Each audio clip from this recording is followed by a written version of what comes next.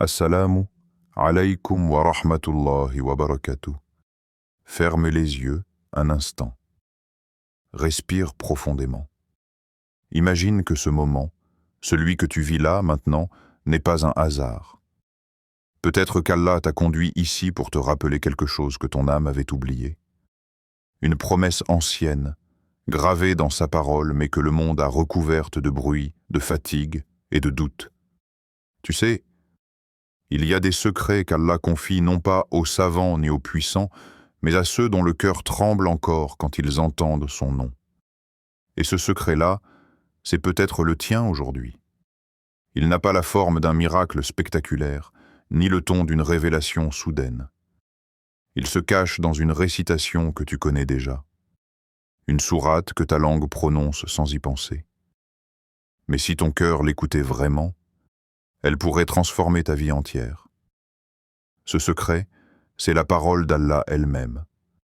Pas un simple son, pas une mélodie, mais la voix du Créateur adressée à sa créature. Un remède, une lumière, une clé. Il existe une sourate, courte comme une brise mais profonde comme un océan, qui, récitée avec sincérité, ouvre des portes que tu croyais verrouillées à jamais. Une sourate qui descend comme une pluie fine sur les cœurs desséchés par les inquiétudes. Une sourate qui, chaque fois qu'elle essaie prononcer, attire vers toi la rahmah d'Allah, même quand tu crois ne plus la mériter. Cette sourate, c'est Al-Fatiha, la première du livre, mais aussi la première des guérisons. La sourate de l'ouverture. L'ouverture des chemins que tu ne voyais plus. L'ouverture du cœur qui s'était refermé sous la peur. L'ouverture de la rahma divine sur une âme fatiguée. Al-Fatiha n'est pas seulement un début. C'est le code secret qui déverrouille la relation entre toi et ton Seigneur. Elle est le mot de passe de la sérénité. Et si tu écoutes bien, quand tu la récites avec conscience, tu sentiras quelque chose bouger en toi, comme un fil invisible qui se retend entre le ciel et ton cœur. Les mots que tu répètes depuis l'enfance prennent soudain un sens nouveau. Chaque Bismillah devient un « Je commence avec toi, Ya Allah ». Chaque Alhamdulillah devient un « Je me souviens de tout ce que tu as fait pour moi ». Chaque Ihdina Sirat al-Mustaqim devient un cri silencieux. Ne me laisse pas me perdre encore une fois. Tu vois, mon frère, ma sœur, ce n'est pas la quantité de tes prières qui ouvre les portes, mais la qualité de ton lien avec celui à qui tu parles. Et Al-Fatiha, c'est ce lien, le fil d'or qui relie la terre au trône. Alors aujourd'hui, ne zappe pas ce moment. Ne quitte pas cette vidéo comme une autre. Reste jusqu'à la fin, car quelque chose de spécial t'attend. Une surprise, oui, mais pas une de celles qu'on devine. Une surprise qui pourrait allumer en toi une lumière que plus rien ne pourra éteindre. Et avant de continuer, je veux que tu fasses une petite chose. Dans les commentaires, écris une parole qui vient de ton cœur. Pas un long message, juste une phrase, un souffle. J'ouvre mon cœur à la parole d'Allah. Ou Ya Allah, ouvre pour moi les portes de ta miséricorde. Ces mots, ce ne sont pas des mots pour moi.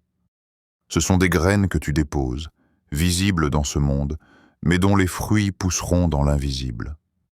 Et pendant que tu les écris, une chose est certaine. Allah lit ton intention avant même que ton doigt ne touche l'écran. Alors reste avec moi. Parce que ce que tu vas entendre ensuite n'est pas un simple rappel. C'est un voyage vers la plus intime des conversations, celle que ton âme a toujours voulu avoir. Tu la récites, encore et encore. Chaque jour, dans chaque salat, tes lèvres la prononcent, mais est-ce ton cœur qui parle ou seulement ta langue?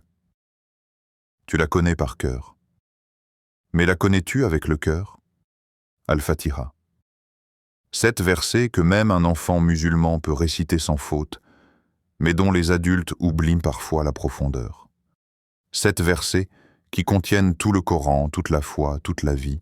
Le prophète a dit Jamais il n'a été révélé dans la Torah, ni dans l'Évangile, ni dans les psaumes, ni même dans tout le Coran, une sourate semblable à Al-Fatiha, At-Tirmidhi. Pourquoi? Parce qu'elle est plus qu'un texte. Elle est une rencontre. Chaque fois que tu la récites, Allah te répond. Oui, il te répond. Pas en rêve, pas en miracle soudain, mais dans le silence intérieur où sa parole se fait écho. Quand tu dis « Alhamdulillahi Rabbil Alamin », Allah te répond « Mon serviteur m'a loué ». Quand tu dis « Ar-Rahman Ir-Rahim », il te dit « Mon serviteur a reconnu ma miséricorde ». Et quand tu dis « Iyyaka na'budu wa iyyaka nasta'in », il répond « C'est entre moi et mon serviteur, et pour mon serviteur ce qu'il demande ». Subhanallah.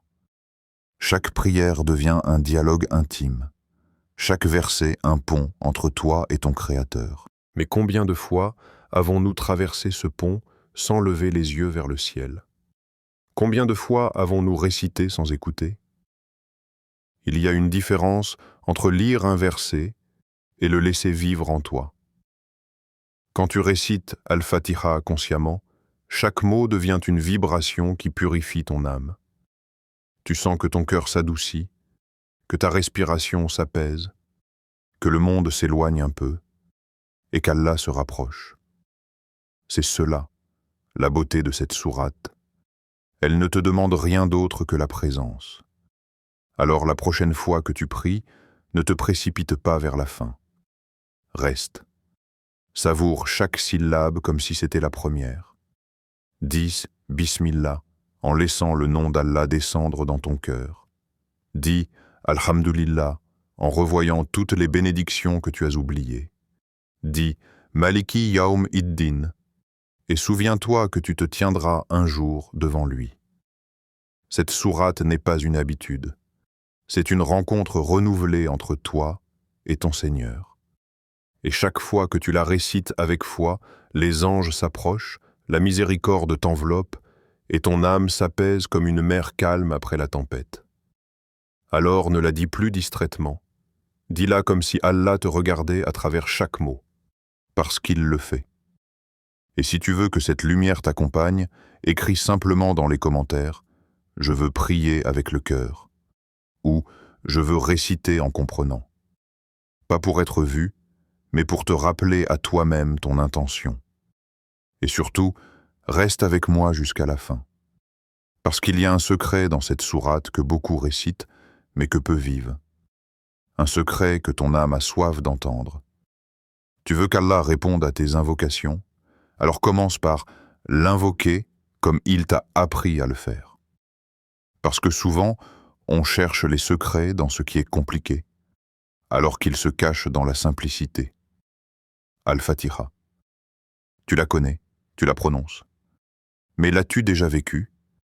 Car la réciter 5 fois par jour n'est pas une répétition mécanique. C'est un entraînement spirituel, une respiration pour ton âme. Imagine ton cœur comme un jardin. Chaque jour, les pensées du monde y tombent comme des feuilles mortes. Les inquiétudes, les colères, les envies, les peurs. Et toi, tu viens avec ton seau d'eau, tu arroses la terre 5 fois. Chaque bismillah que tu prononces est une goutte qui redonne vie. Chaque alhamdulillah est une lumière qui repousse l'obscurité. Chaque ihdinas sirat al-mustaqim est une graine d'espérance plantée dans la foi. Tu comprends? Répéter, ce n'est pas refaire la même chose. C'est approfondir la même vérité jusqu'à ce qu'elle devienne une part de toi. C'est comme un battement du cœur. Il se répète, mais sans lui, il n'y a plus de vie. 5 fois par jour, Allah t'appelle à te réaligner, à purifier ton cœur, à rappeler à ton âme qui la dirige vraiment. Parce que le monde t'entraîne à oublier et la prière, elle, te ramène à l'essentiel. Quand tu récites Al-Fatiha avec présence, ce n'est plus une simple lecture. C'est un acte de guérison. Ta peur se transforme en confiance. Ta tristesse devient une prière silencieuse. Ton attente se transforme en certitude. Et dans cette certitude, ton cœur trouve sa paix. Le prophète a dit « Al-Fatiha est un remède pour toute maladie », rapporté par Ad-Darimi. Et cette maladie, parfois, ce n'est pas le corps, c'est l'âme. C'est ce vide intérieur qui ronge, cette fatigue que ni le sommeil ni les plaisirs n'effaçant. Mais quand tu récites Al-Fatiha lentement, tu ressens une caresse invisible. Une chaleur douce t'enveloppe, comme si chaque mot venait réparer un morceau de ton cœur fissuré. Parce que cette sourate ne s'adresse pas seulement à ton intellect.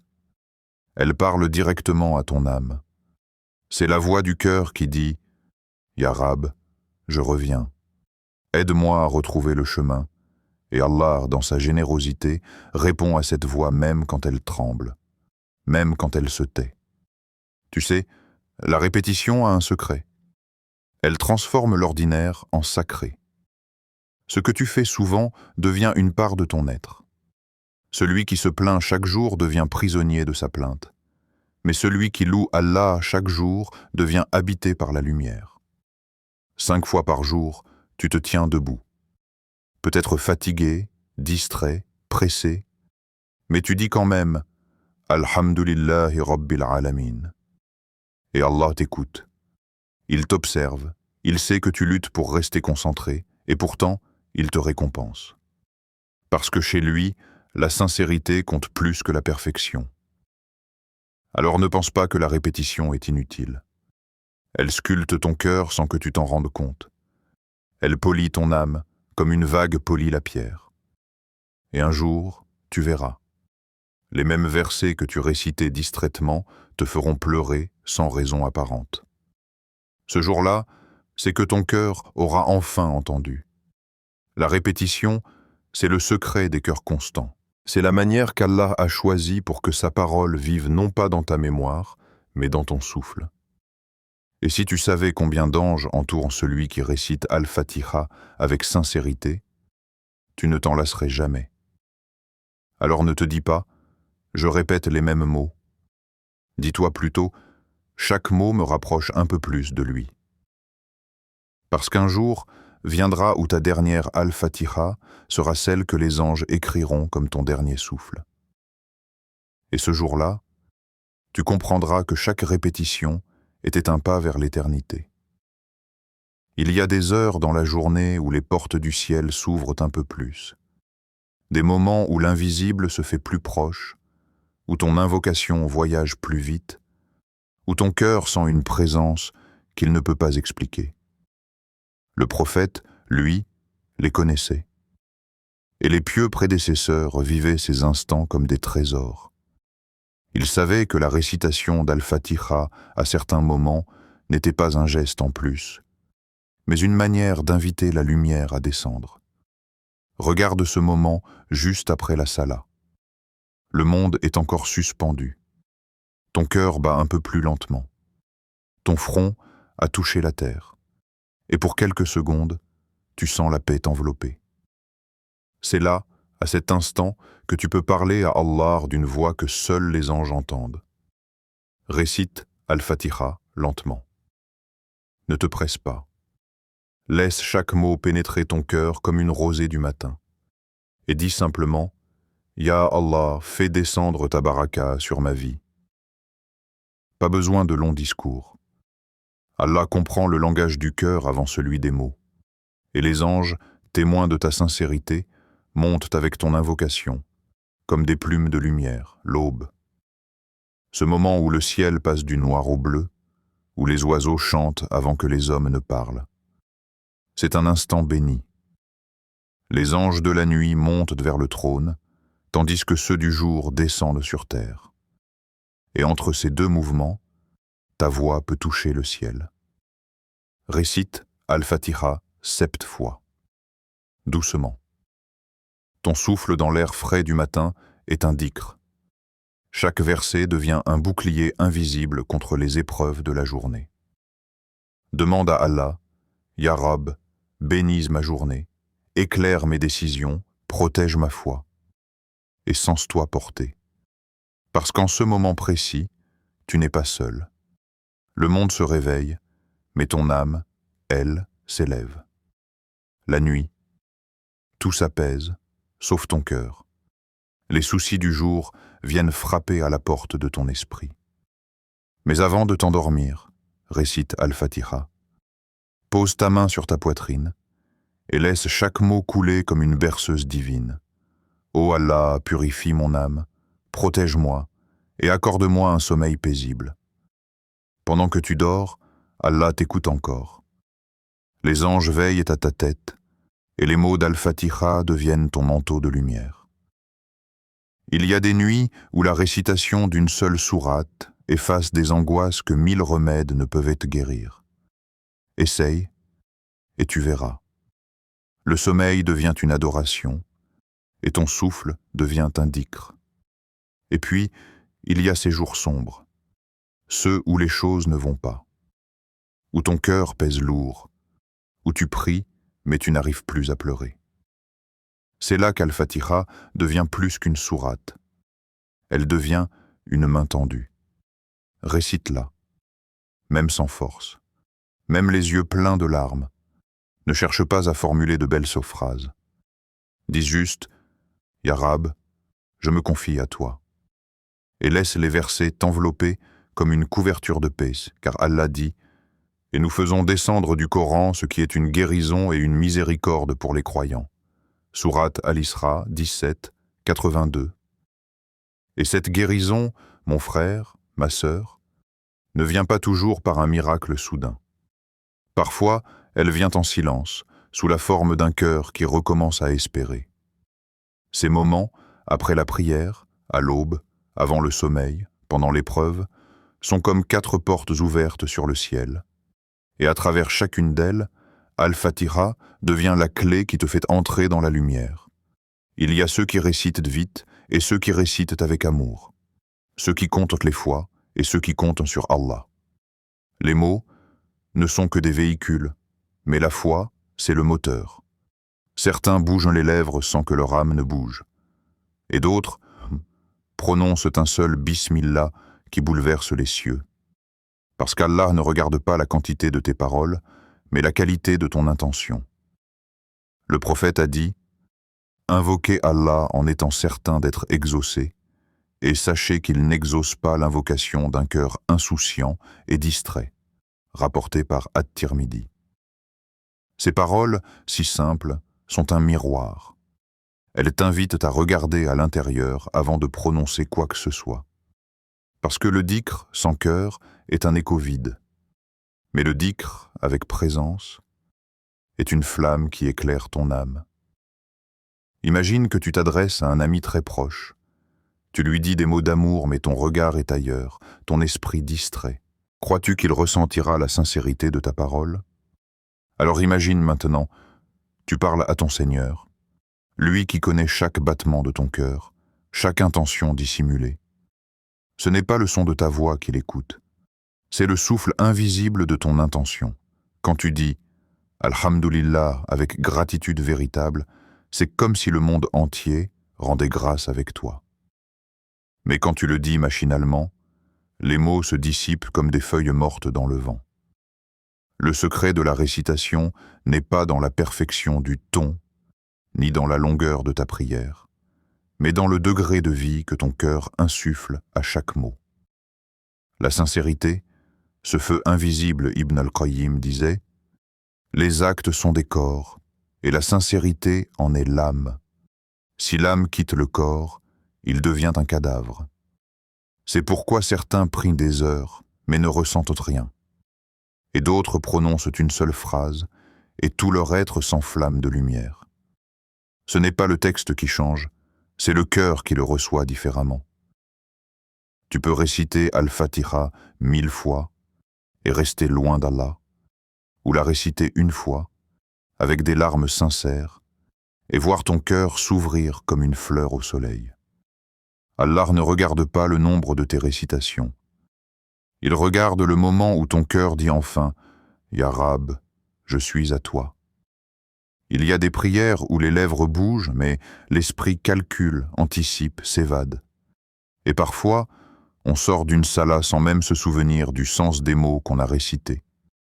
Mais Allah, dans sa miséricorde, ne ferme pas la porte pour autant. Il attend.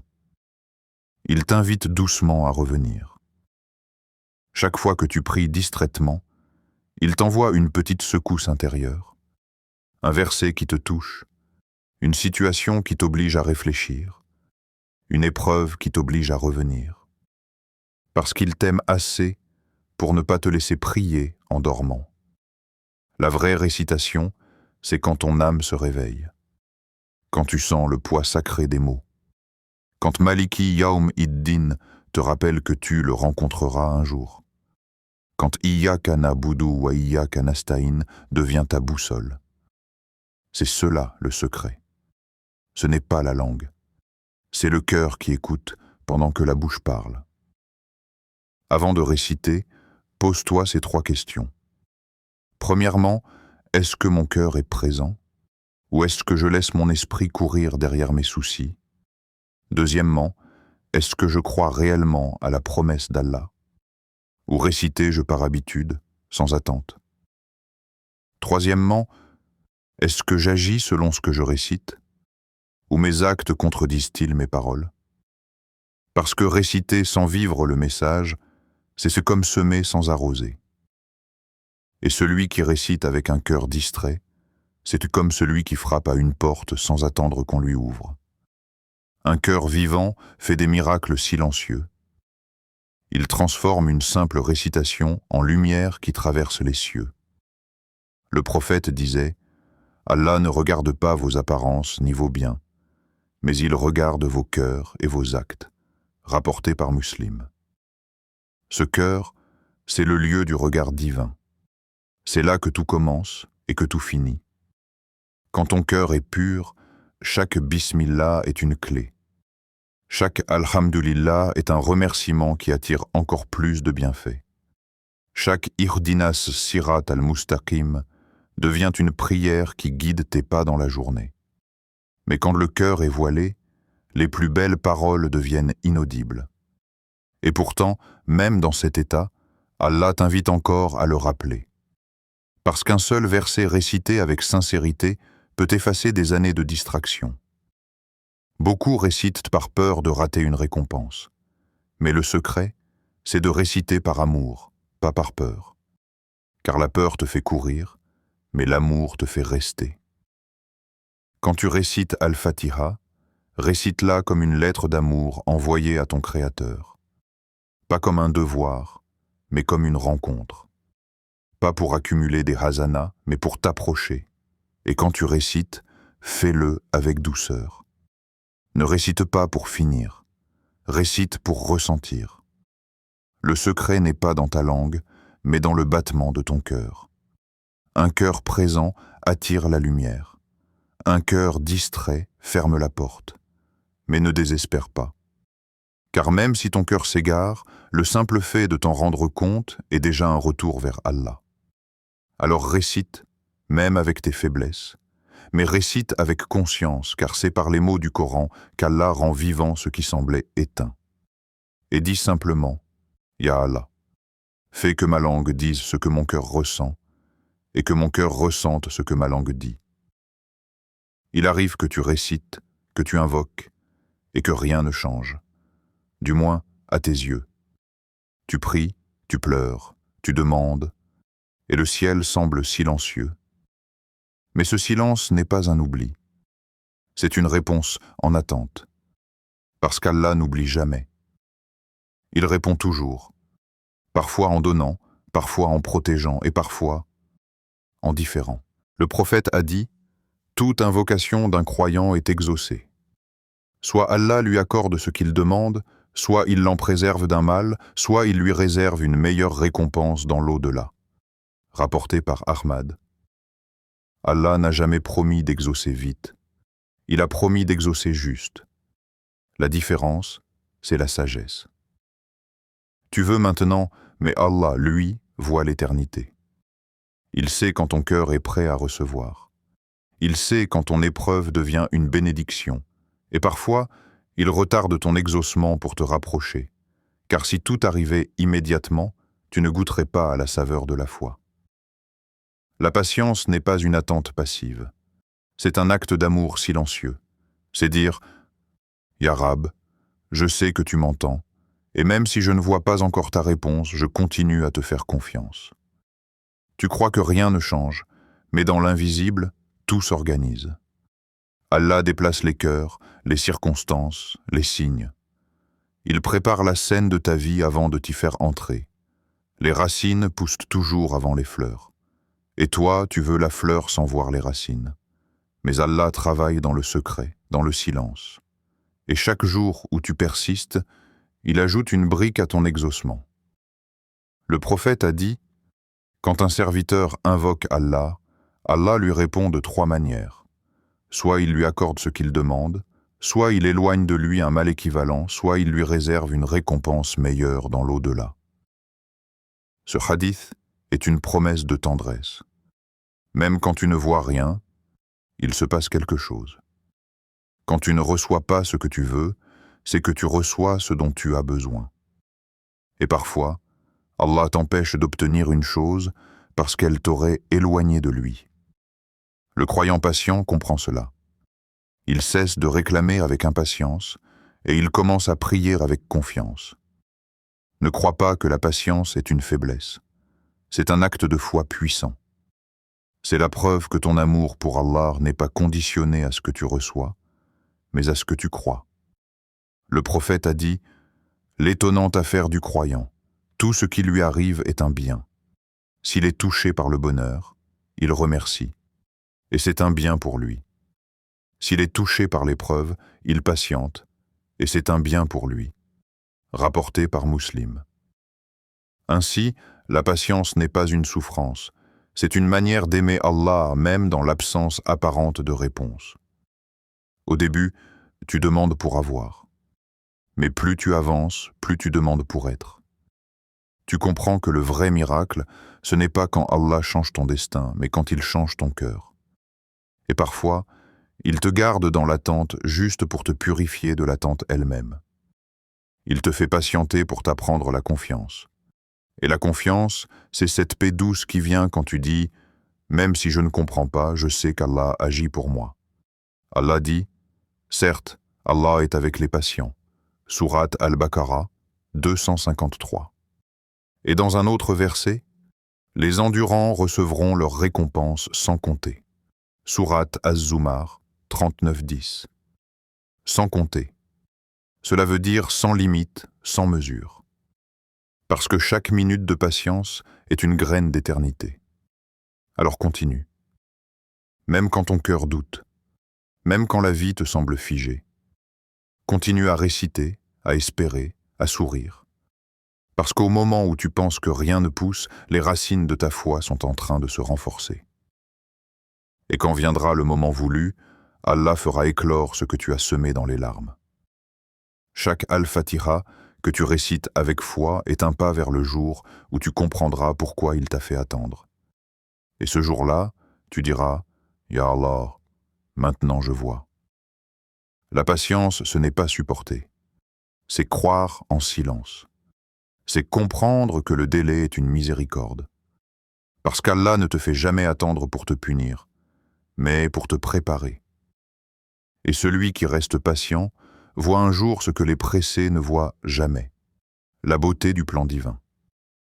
Alors récite, espère et dis dans ton cœur, « Je sais que tu m'entends, Ya Rab, et même si ma vie semble immobile, mon âme avance vers toi. » Parmi les compagnons du prophète, il y eut un homme simple, sans titre, sans richesse, mais dont la foi valait plus que 1000 trésors. Un jour, il fut envoyé en mission avec d'autres compagnons. En chemin, ils croisèrent une tribu dont le chef était gravement malade. Les habitants, désespérés, demandèrent de l'aide. Alors, l'un des compagnons s'approcha. Il n'avait ni remède, ni potion, ni savoir médical. Mais il avait quelque chose que beaucoup ont oublié. Une certitude pure. Il posa la main sur le malade, récita calmement Al-Fatiha, et par la permission d'Allah, l'homme guérit sur le champ. Quand les compagnons revinrent au prophète pour lui raconter, il sourit et dit « Comment as-tu su qu'elle est sunnite? Qu'elle est une guérison, rapportée par Al-Bukhari. » Subhanallah. Ce compagnon n'avait rien d'extraordinaire, sinon la sincérité. Ce n'était pas sa voix. Ce n'était pas la longueur de sa récitation. Ce n'était même pas sa science. C'était son tawakkul, sa confiance absolue. Il savait que la guérison ne venait pas des mots eux-mêmes, mais de celui qui les a révélés. Il croyait profondément qu'Al-Fatiha n'est pas une simple sourate, mais une main d'Allah tendue à ses serviteurs. Et c'est cette foi, cette pureté du cœur, qui a déclenché la miséricorde divine. Allah dit dans le Coran « Et nous faisons descendre du Coran ce qui est une guérison et une miséricorde pour les croyants. » Sourate Al-Isra 17, 82.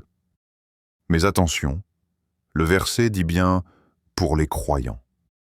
Ce n'est pas une formule magique, c'est une promesse pour ceux dont le cœur croit vraiment. Ce compagnon n'a pas réfléchi à comment cela pouvait marcher. Il n'a pas douté, il n'a pas comparé, il a simplement récité. Et c'est là tout le secret. La foi ne discute pas, elle s'abandonne. Les miracles d'Allah ne naissent pas dans les laboratoires, mais dans les cœurs sincères. Celui qui récite Al-Fatiha avec confiance ouvre une porte que la logique humaine ne peut ni expliquer ni refermer. Et toi aussi, tu peux être ce cœur-là. Pas besoin d'être un compagnon ni un savant. Il suffit d'être sincère. Un cœur sincère, c'est celui qui ne cherche pas à impressionner, mais à plaire à Allah.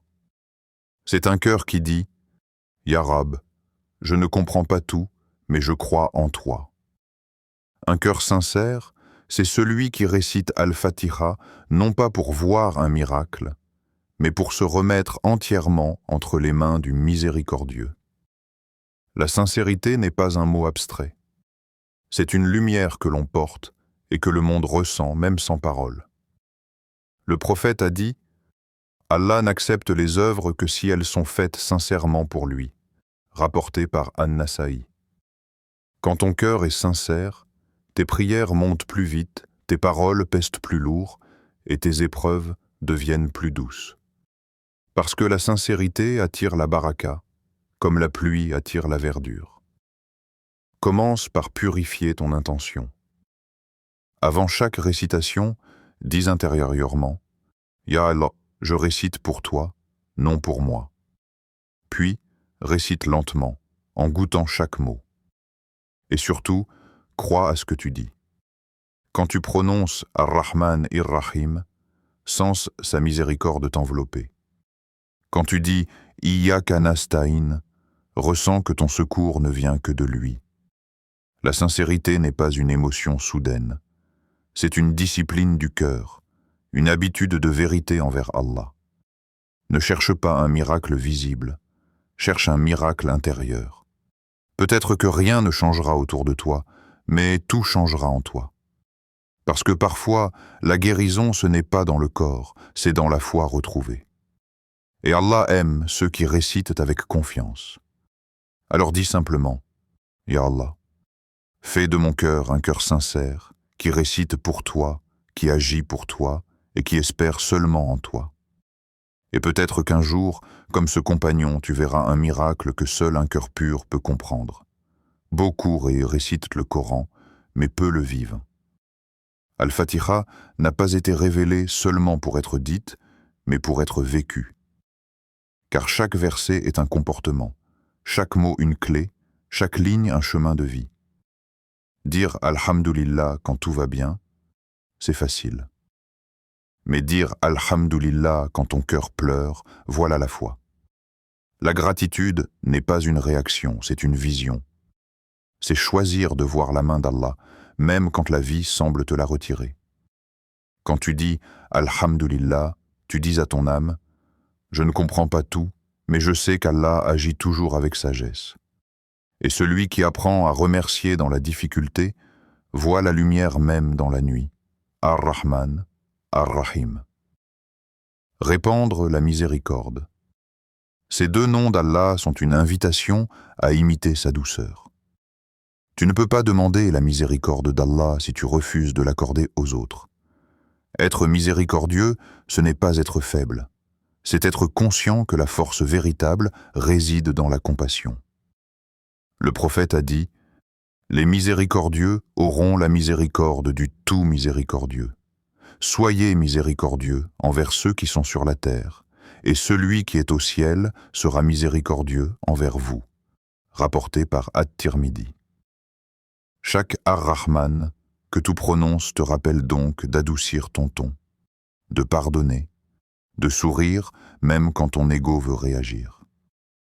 Iyyaka na'budu wa iyyaka nasta'in.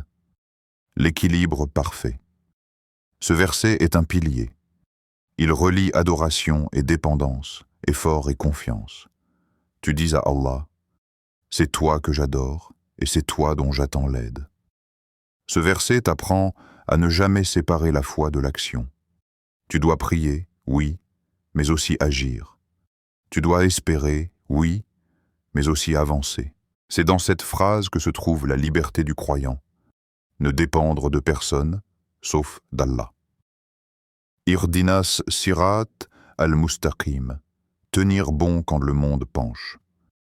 Ce verset est une supplication universelle. Tu le récites chaque jour, mais sais-tu que c'est le verset le plus souvent répondu? Chaque fois que tu dis « Guide-nous vers le droit chemin », Allah t'offre des signes, des rappels, des épreuves. Mais souvent, tu ne les vois pas, car la guidance ne descend pas toujours sous forme de lumière. Parfois, elle descend sous forme de perte, de retard, de changement. Ihdinas sirat al-mustaqim n'est pas une prière pour avoir une vie facile, mais une vie droite. Et être droit, c'est parfois marcher seul, contre le courant du monde. Vivre la sourate, c'est la comprendre avec le cœur. Chaque verset est une boussole. Mais si tu lis sans suivre, tu restes perdu. Le prophète a dit « Le meilleur d'entre vous est celui qui apprend le Coran et l'enseigne », rapporté par Al-Bukhari. Mais enseigner ne signifie pas seulement transmettre des mots. Cela veut dire montrer par ton comportement ce que le Coran t'a enseigné. Quand tu pardonnes, tu enseignes Ar-Rahman. Quand tu remercies dans l'épreuve, tu enseignes Alhamdulillah. Quand tu tiens bon dans la droiture, tu enseignes Irdinas sirat al-mustaqim. Certains lisent le Coran comme un poème, d'autres comme une chanson, mais ceux qui le vivent le lisent comme une conversation vivante avec Allah. Ne récite pas pour réciter, récite pour éveiller ton âme. Chaque mot d'Al-Fatiha peut transformer une journée si tu le laisses pénétrer ton cœur. Ne sois pas seulement un récitant, sois un vivant du Coran. Ne fais pas de ta langue une répétition, fais-en un rappel. Ne dis pas seulement « Ihdinas sirat al-mustaqim », marche sur ce chemin. Et tu verras, le Coran cessera d'être un texte à lire, pour devenir une lumière à vivre.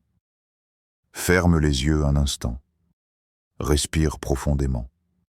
Oublie le bruit du monde. Imagine-toi dans un lieu paisible, seul avec ton Seigneur. Tu n'as rien à prouver, rien à cacher, seulement un cœur qui bat, une âme qui cherche la paix. Alors répète doucement après moi, « Ô Allah, toi qui es Ar-Rahman, Ar-Rahim, fais descendre sur moi ta sérénité. Purifie mon cœur, élève ma foi, et accorde-moi ce qui est meilleur pour ma dunya et mon akira. Ô Seigneur, fais de ma récitation d'Al-Fatiha une lumière qui éclaire mes pas, un remède pour mes douleurs, une ouverture pour mes projets et une preuve de mon amour pour toi. Guide-moi vers le droit chemin, celui de ceux que tu as comblés de tes bienfaits, non de ceux qui s'égarent. Amen. Il y a des prières qui montent par la langue et d'autres qui montent par le cœur. La première se perd dans l'air, la seconde atteint le trône. Le secret n'est pas dans la beauté des mots, mais dans la présence du cœur. Quand tu invoques Allah avec confiance, tu n'as plus besoin de voir la réponse. Tu la ressens déjà. Parce que la paix, elle, arrive avant le résultat. la force du « Amin ». Quand tu dis « Amin », ce n'est pas une simple fin de prière. C'est un sceau spirituel, une signature d'amour que tu poses sur ton invocation. Chaque « Amin » sincère est entendu. Peut-être qu'il ne changera pas ton monde tout de suite, mais il changera ton cœur. Et c'est souvent là que le miracle commence. Alors, même si ta voix tremble, même si ton cœur doute, continue à dire « Amin, Ya Rab ». Parce qu'à ce moment précis, les anges répètent ton mot avec toi. Et peut-être que l'un d'eux porte déjà ton « Amin » jusqu'au ciel. Voici ton défi. Simple, mais profond. Fais-le avec sincérité et observe ce qu'Allah mettra dans ton cœur. Pendant 7 jours, récite Al-Fatiha 5 fois par jour. Pas vite, pas machinalement. Récite-la comme si chaque mot ouvrait une porte. Avec foi, avec conscience, avec amour. Et à chaque récitation, dis au fond de toi « Ya Allah, je te fais confiance, même quand je ne vois pas encore le résultat. » La paix avant la réponse. Ce que tu cherches n'est peut-être pas loin. Mais avant que la réponse ne descende, Allah t'envoie d'abord un cadeau plus précieux, la paix intérieure. Parce que parfois, il change ton cœur avant de changer ta situation. Et cette paix-là, c'est déjà une réponse. Tu sentiras peut-être une légèreté nouvelle, un apaisement dans ta prière, un silence plus doux dans ton âme. C'est le signe que ton cœur commence à guérir, la victoire avant le miracle. Ne cherche pas la perfection, cherche la sincérité. Allah n'attend pas que tu sois parfait pour t'exaucer. Il attend seulement que tu sois vrai. Chaque récitation faite avec amour, chaque mot prononcé avec foi, chaque soupir tourné vers lui est déjà une victoire. Parce que chaque pas vers Allah est déjà une réponse d'Allah. Pendant 7 jours, offre à ton âme ce rendez-vous. 7 jours pour ressentir, pas seulement réciter. 7 jours pour croire, même sans voir. Et quand tu verras la paix s'installer en toi, tu comprendras que ce défi n'était pas un test de foi, mais une invitation à la confiance. Alors dis simplement, aujourd'hui et chaque jour, Bismillahirrahmanirrahim, Ya Allah, j'ai confiance en toi. Mon frère, ma sœur, ne sous-estime jamais la puissance d'une parole dite avec le cœur. Al-Fatiha n'est pas seulement une sourate, c'est une porte de lumière. Et celui qui s'y accroche avec foi ne marchera jamais dans l'obscurité. Aujourd'hui, ouvre cette porte, récite avec amour et laisse la lumière d'Allah descendre dans ta vie, doucement, comme une aube sur ton âme.